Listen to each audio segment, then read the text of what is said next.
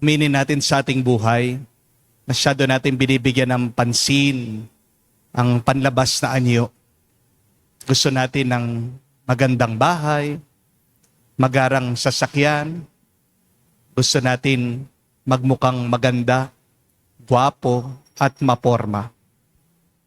Pero pinapaalalahanan tayo ng Diyos sa pamagitan ng mga lindol at pagyanig na lahat ng mga pinaghihirapan natin sa panlabas ay pwedeng gumuho, masira at mawala. Bago natin bigyan ng pansin at pagandahin ang nasa labas, bigyan mo muna ng pansin at tuon kung ano ang nasa iyong loob.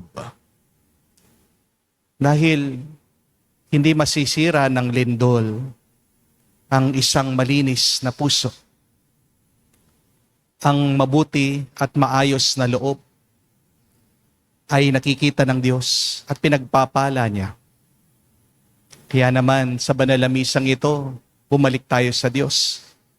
Hingin natin na linisin niya ang ating mga puso para matanggap natin muli ang kanyang kapayapaan.